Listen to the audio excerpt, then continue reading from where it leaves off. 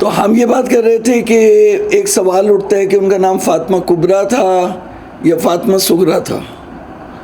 تو دیکھیں ہم نے تو ابھی سیڑھی بہ سیڑھی جو ہے وہ چلنا ہے، اور یہی تحقیق کا جو انداز ہوتا ہے، معیار ہوتا ہے، وہ یہی ہوتا ہے کہ آپ ایک ایک کر کے چلیں. تو ہم نے پہلی یہ روایت لی شیخ صدوق سے، جس کی تائید تمام جو پرانے ہمارے مقاتل ہیں وہ کرتے ہیں. اس بات کو میں دوبارہ تکرار کر رہا ہوں آپ کے سامنے کہ مثال کے طور پر اگر ایک مقتل یہ کہہ رہے کہ وہ کربلا میں موجود تھیں اور وہ شیخ مفید کا ہے، تو اگر 1000 لوگ یہ کہیں گے کہ وہ کربلا میں نہیں تھیں اور شیخ مفید یہ کہیں گے کہ وہ کربلا میں تھیں، تو میری نظر میں شیخ مفید کا قول اور ان کی گواہی زیادہ وزنی ہے بنسبت ان 1000 لوگوں کے جو کہہ رہے ہیں کہ کربلا میں نہیں تھیں. واضح ہو گئی بات؟ کیونکہ زمانے غیبت صغریٰ میں جو شیخ الطائفہ تھے وہ شیخ مفید تھے. شیخ الطائفہ شیخ طوسی کو کہا جاتا ہے، اور شیخ طوسی شیخ مفید شیخ طوسی کے بھی استاد تھے. تو شیخ طوسی سے شیخ الطائفہ سے بھی اوپر ہو گئے نا. تو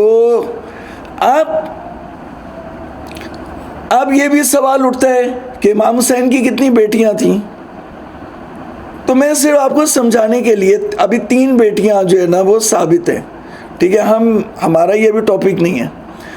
ہمارا یہ ٹاپک ہے کہ جب شیخ عباس قمی، شیخ مفید، علامہ مجلسی، ابن طاؤس جیسے بزرگ یہ کہہ رہے ہیں کہ وہ کربلا میں موجود تھیں، تو اس کا مطلب وہ موجود تھیں. یہ ہے اس کی پہلی دلیل ہم نے بتائی. تاراجی قیام میں جو روایت نقل کی گئی، یہ روایت کئی مصادر میں آئی ہے، اور ہمارے جو رائج مقتل ہیں جو بعد میں لکھے گئے، جیسے نعیم الابرار ہے جو پنجاب کے ایک عالم ہے، انہوں نے لکھا نعیم الابرار جو رائج ہے یہاں پہ، اس میں بھی یہ روایت آئی. تاراجی قیام میں حضرت فاطمہ بنت الحسین کی روایت موجود ہے، اور جب میں نے وہ روایت ختم ہوگی تو اس میں حوالہ دیا گیا ہے لوائج الاحزان کا، جو ہندوستان کا رائج مقتل ہے، اور دوسرا حوالہ اس میں دیا گیا ہے بہار الانوار کا، یعنی بہار الانوار میں بھی یہ روایت موجود ہے. تو اب دیکھیے یہ جو روایت ہے، اس کے میں نے آپ کو جو پرانے مقتل ہیں جیسے مقتل شیخ صدوق ہے جو ہم تک معتبر ہاتھوں سے آیا، وہ اور جو رائج مقتل ہیں اس میں سے بھی میں نے آپ کو 3 حوالے پیش کر دیے. یہ پہلی دلیل ہے کہ فاطمہ صغریٰ کربلا میں موجود تھی.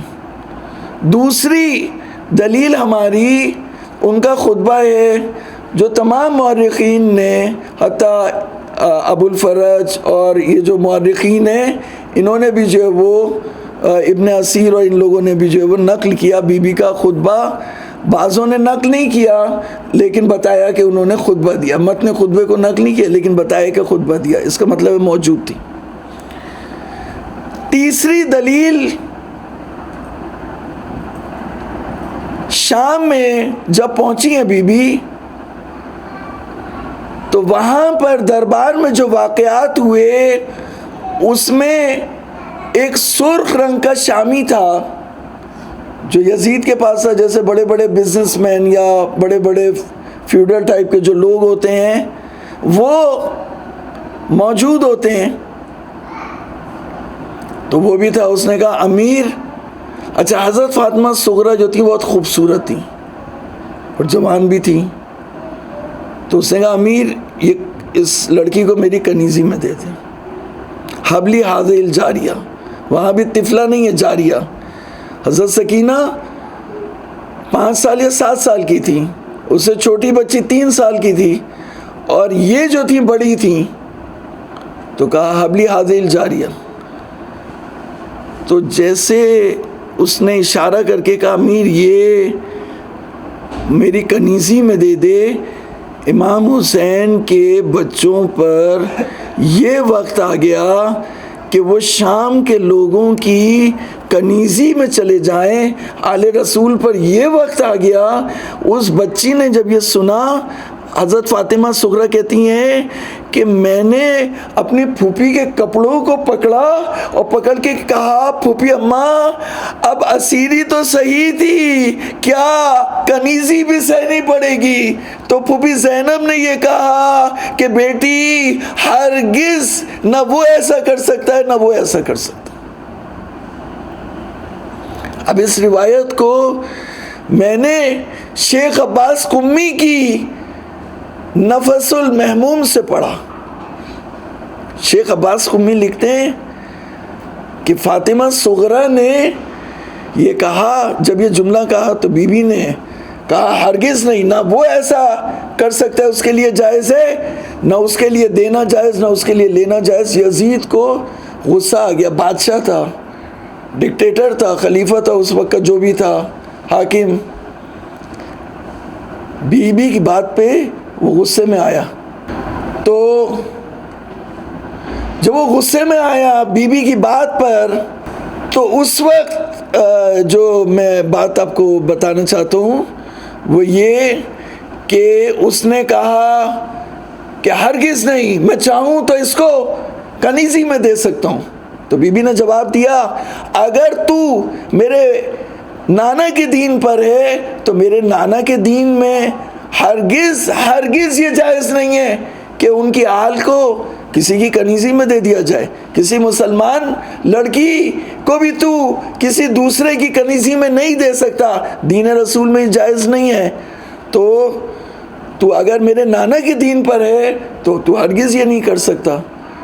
تو اس نے اس کے جواب میں یہ کہا کہ تیرا باپ اور دادا گمراہ ہو گئے. تو بی بی نے کہا کہ میرے باپ اگر کر کے کہا بی بی نے، کیونکہ کافر تھا یہ یزید. بی بی نے فرمایا، کیونکہ ظاہر اس کا مسلمان ہے، مسلمانوں کا خلیفہ بن کے بیٹھا ہے، تو بی بی نے اسی انداز میں بات کی. بی بی نے فرمایا، اگر تو میرے باپ اور دادا کے دین پر ہے، اگر تو مسلمان ہے تو میرے باپ اور دادا کے دین پہ اللہ تعالیٰ نے تجھے ہدایت کیا، اگر تو مسلمان ہے. اگر مسلمان نہیں ہے تو بات تمام. تو جب یہ بی بی کا اور یزید کا مکالمہ ہوا، ختم ہوا، تو اس نے پھر اس دعوے کو تکرار کیا کہ امیر اس لڑکی کو میری کنیزی میں دے دے. تو یزید نے کہا غرق ہو جا تو یہاں سے، مجھے بھی جو ہے وہ زینب کے آگے پٹوایا. تو یہ مقام تھا حضرت زینب کا. اس روایت کو بعض لوگ تصرفات کر کے غلط انداز میں پیش کرتے ہیں کہ سید سجاد نے جواب دیا یا وہ بی بی سکینہ تھی. نہیں، بی بی سکینہ نہیں تھی، وہ حضرت فاطمہ صغرا تھی. جب وہ بزرگ یہ لکھ رہا ہے کہ فاطمہ صغرا یا فاطمہ بنت الحسین لکھ رہا ہے، اور جب حضرت سکینہ کی باری آتی ہے تو وہ سکینہ لکھ رہا ہے، اور وہ یہ کہہ رہے کہ یہ سکینہ نہیں ہے، تو آپ اپنی طرف سے کیوں اس میں ترمیمیں کرتے ہیں؟ یہ جو ہماری عادت ہے یہاں ہندوستان پاکستان میں، یہ بازار رائج ہو گیا ہے تحریف اور تصرف کا، کہ جو روایت لکھی ہوئی ہے اس میں تصرف کرنا. تو اتنا بڑا بزرگ ہے وہ نہیں سمجھتا اور آپ سمجھ رہے ہیں. میں اپنی طرف سے کوئی اضافہ نہیں کر رہا کہ کل آپ آ کے یہ کہیں کہ قرۃ العین آبدی کوئی نئی تحقیق لے کے، نہیں، میں صرف یہ بات کہہ رہا ہوں کہ جو بزرگوں سے مقتل کی روایتیں آئی ہیں اس میں آپ ہاتھ نہیں لگائیں، تصرفات نہیں کریں. اگر نہیں پڑھ سکتے تو نہ پڑھیں ان روایتوں کو، لیکن اس میں کوئی تبدیلیاں نہ کریں. تو کتنی دلیلیں ہو گئیں؟ 3. حضرت فاطمہ صغرا کے کربلا میں وجود پر کتنی دلیلیں ہو گئیں؟ 3.